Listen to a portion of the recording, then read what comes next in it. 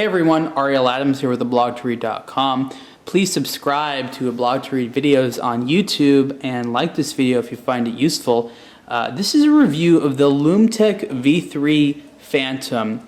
The V series is sort of typified by this case design, and when I first saw this case I really wasn't sure what to make of it. I was like, this is interesting. It's definitely a LUM-TEC watch. It fits within the brand personality, but it's a different kind of design. The case is 44 millimeters wide. This one is in steel with a kind of dark gray, almost black PVD coating, and they say it's a titanium carbide coating, so it's supposed to be very scratch resistant. It looks cool. Actually, the bezel almost looks ceramic, because what they do is they have a brushed finish on the top, and on the sides there it's polished, and it's nice.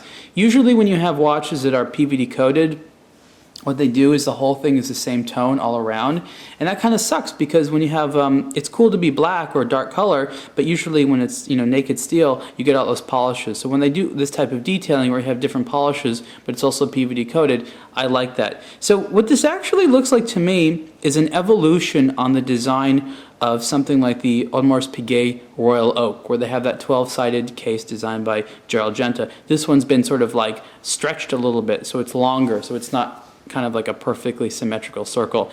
But that's interesting, and if you look at it that way, I think you can understand a lot about where the design of the bezel came from. The dial is very deep set. There's a very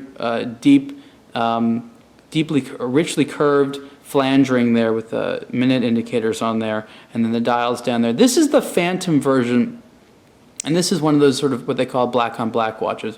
What LUM-TEC does is has a sapphire crystal which has been smoked a little bit, so it's a little bit darker, and the same thing is in the movement. It's also been smoked a little bit, so things look a little bit darker and gray. They're still luminant, and LUM-TEC has their own luminant that they use.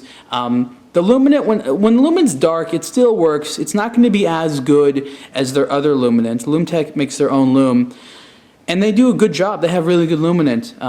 But here it's not going to be as sort of bold because it's kind of a dark colored one. But it's cool when you have this thing in the light for a long time and it'll glow kind of this dull gray color, which is kind of neat. Still, it's a legible watch. So when you wear it on the wrist, you still basically see that it's kind of black on black and dark and a little bit mysterious. But when you look at the watch, you're not going to have a problem in determining what time it is unless it's really, really dark or something like that. And again, if you're really concerned about darkness viewing, there is that lumen there. On the wrist, it looks nice. It actually feels a little bit smaller than 44 millimeters. A lot of LUM-TEC watches that I've owned are larger than this one, but this one feels very reasonable. I like how the strap here, there's a couple things I like about the strap. It looks like sort of an evolved aviator. You have that rivet right there, you have the contrast stitching, and then you have this nice kind of tapering that goes on there. It makes for a cool look, and I think they did a nice job with the strap. They could have just thrown on a boring strap there, but LUM-TEC didn't do that. They did something a little bit interesting, which I feel really matches the case, and it makes it a little bit more military, a little bit more interesting.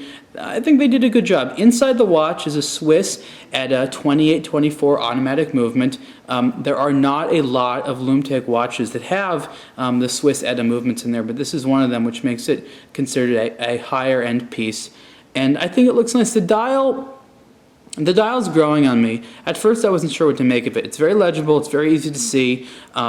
I wasn't sure if the hands were a little bit too much the type that would blend in with the hour indicators, but after living with it for a while, that really hasn't proved to be a concern at all, and it is, like I said, legible and an attractive piece. I like to see them play with the dial as well in the future. I think they could do different things with future V-Series watches, and there's different versions of the V-Series. There's an orange one, and I don't think they're all PVD dark gray. There's different versions, but the Phantom one really spoke to me the most. Price for this LUM-TEC V3 Phantom is $895, and you can see the full review at ablog2read.com. Thanks.